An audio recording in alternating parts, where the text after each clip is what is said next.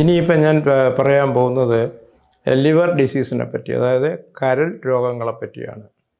ഈ കരൾ രോഗങ്ങളെപ്പറ്റി പറയുന്നതിന് മുമ്പായിട്ട് കരളിൻ്റെ പ്രാധാന്യം വളരെ പ്രധാനമാണ്. പൊതുജനങ്ങളും ഡോക്ടർമാർ വരെയും അറിഞ്ഞിരിക്കേണ്ടതാണ്. നമ്മുടെ ബോഡിയിൽ ഒരു പ്രാവശ്യം തന്നെ more than 100,000 chemical actions are going in the body by the scientist known. സയൻറ്റിസ്റ്റിന് അറിയാവുന്ന 1,00,000-ൽ പരം കെമിക്കൽ ആക്ഷൻസാണ് ഉണ്ടായിക്കൊണ്ടിരിക്കുന്നത്.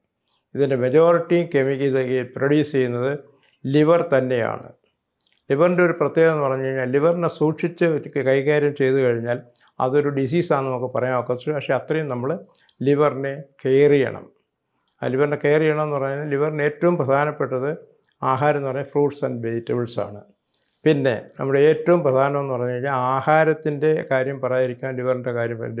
ലിവർ എന്ന് പറയുന്നത് ഡൈജസ്റ്റീവ് സിസ്റ്റത്തിൻ്റെ ഒരു പ്രധാന ഘടകമാണ്.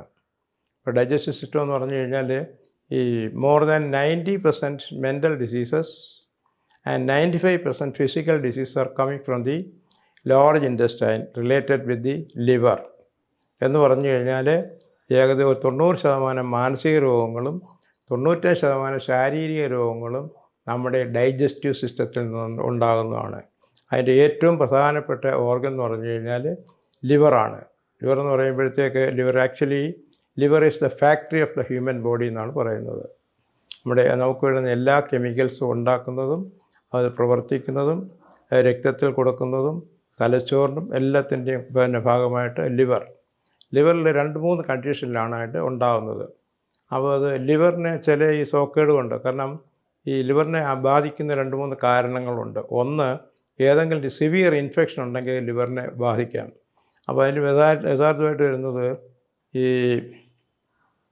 ലിവർ ഇൻഫെക്റ്റീവ് ഹെപ്പറ്റൈറ്റിസ് എന്ന് പറയും. അത് രോഗാണുക്കൾ കൊണ്ടുണ്ടാകുന്നത്. അല്ലാതെ ഹെപ്പറ്റൈറ്റിസ് എന്ന് പറഞ്ഞു കഴിഞ്ഞാൽ ഏതെങ്കിലും രീതിയിൽ കരളിന് ഉണ്ടാകുന്ന നീരിനാണ്. അപ്പോൾ ഈ നീര് വന്നു കഴിഞ്ഞാൽ പിന്നെ ലിവറിന് പ്രോപ്പറായിട്ട് ഫങ്ഷൻ ചെയ്യാൻ പറ്റില്ല. ലിവർ ഫങ്ഷൻ ഡാമേജ്, എന്തെങ്കിലും ഡിറേഞ്ച്മെൻറ്റ് ഉണ്ടായിക്കഴിഞ്ഞാൽ അത് നമ്മുടെ ശരീരത്തിനെയും മനസ്സിനെയും ബാധിക്കും. അത് ലിവറും മനസ്സുമായിട്ടാണ് ഏറ്റവും കൂടുതൽ റിലേഷനുള്ളത്. പിന്നെന്ന് പറഞ്ഞു കഴിഞ്ഞാൽ സീറോസ് ഓഫ് ദ ലിവർ, അത് സീറോസ് എന്ന് പറഞ്ഞു കഴിഞ്ഞാൽ ഈ ഇൻഫ്ലമേഷൻ, അതുപോലുള്ളത് പിന്നെ ഫാറ്റി ലിവർ, ഇതൊന്നും നമ്മൾ സൂക്ഷിക്കാതിരുന്നു കഴിഞ്ഞാൽ പിന്നെ ലിവറിൻ്റെ സെല്ലുകൾ കട്ടിയാകാൻ തുടങ്ങും. അതാണ് സീറോസ് ഓഫ് ദ ലിവർ. ആ സീറോസ് ഓഫ് ദ ലിവർ നമ്മൾ പ്രോപ്പറായിട്ട് ചികിത്സിച്ചില്ലെങ്കിൽ അത് മറ്റ് പല കോംപ്ലിക്കേഷനായിട്ട് വരാൻ സാധ്യതയുണ്ട്.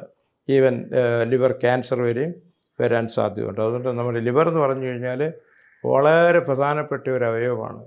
ലിവറിൻ്റെ ഇപ്പോൾ ഉദാഹരണം, മഞ്ഞപ്പിത്തം പിടിച്ച ഒരാൾ എന്ന് പറഞ്ഞാൽ ജോണ്ടിസ് എന്നൊരാൾ അഡ്വാൻസ് സ്റ്റേജ് ആയിക്കഴിഞ്ഞാൽ ഈ ശാരീരിക ലക്ഷണം പോലെ തന്നെ മാനസിക ലക്ഷണങ്ങളും കാണിക്കും. അത്രയും പ്രധാനപ്പെട്ടതാണ് ലിവറും പിന്നെ മനസ്സും പിന്നെ ബ്രെയിനും തമ്മിലുള്ള ബന്ധം, അല്ലെങ്കിൽ മനസ്സും തമ്മിലുള്ള ബന്ധം. അത് മിക്കവാറുമുള്ള സ്പെഷ്യലൈസേഷൻ അതിൻ്റേതായിട്ടുള്ളൊരു ഗുണമുണ്ട്, ദോഷമുണ്ട്.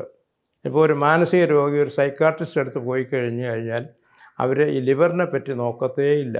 അവർ ആ സൈക്കാട്രിക് സിംറ്റംസിനെ മാത്രം നോക്കും. അപ്പോൾ ഈ സൈക്കാട്രിക് മെഡിസിൻ കൊടുക്കുമ്പോഴത്തേക്ക് ലിവറിന് അത് പാടില്ലാത്തതാണ്.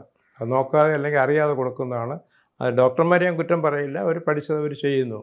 ഇപ്പോൾ എല്ലാ സിസ്റ്റവും എല്ലാം പിന്നെ പെർഫെക്റ്റ് ആവണമെന്ന് ഒരു നിർബന്ധമില്ല. പക്ഷേ കഴിയുന്നത്ര നമുക്ക് രോഗികളെ മറ്റ് കോംപ്ലിക്കേഷൻ ഇല്ലാതെ സുഖപ്പെടുത്തുക എന്നുള്ളതായിരിക്കണം നമ്മുടെ ലക്ഷ്യം. ഇനി ലിവർ ഡിസീസ് വന്നു കഴിഞ്ഞാൽ, അല്ലെങ്കിൽ സീറോസ്, അല്ലെങ്കിൽ ലിവറിൻ്റെ ഇൻഫ്ലമേഷൻ, അതല്ലെന്നുണ്ടെങ്കിൽ ഫാറ്റി ലിവർ. ഈ ഫാറ്റി ലിവർ എന്ന് പറഞ്ഞു കഴിഞ്ഞാൽ ആണുങ്ങൾക്കും വരാം പെണ്ണുങ്ങൾക്കും വരാം. പക്ഷേ ഒരു പറച്ചിലുണ്ടത് ഈ സാധാരണ ആൽക്കഹോള്, പിന്നെ അതുപോലെ ടോക്സിക്, ഇതൊക്കെ അവർക്ക് ഉപയോഗിക്കാൻ കൂടുതൽ സാധ്യത. എന്ന് കഴിഞ്ഞാൽ തന്നെ ഇതൊന്നും ഉപയോഗിക്കാത്ത സ്ത്രീകൾക്കും ഫാറ്റി ലിവർ വരാം. ഈ ഫാറ്റി ലിവർ വരുന്നതിൻ്റെ കാരണം തന്നെ നമ്മുടെ ഈ അനാരോഗ്യമായിട്ടും അല്ലെങ്കിൽ നമുക്ക് ആവശ്യമില്ലാത്ത ആഹാര സാധനങ്ങൾ കഴിക്കുന്നത് കൊണ്ടാണ്. പ്രത്യേകിച്ച് ആനിമൽ ഫുഡ് എന്ന് പറയുമ്പോഴത്തേക്ക് ഈ ഇറച്ചി, മീൻ, മുട്ട, ഇതെല്ലാം ഇതിനകത്ത് വരും.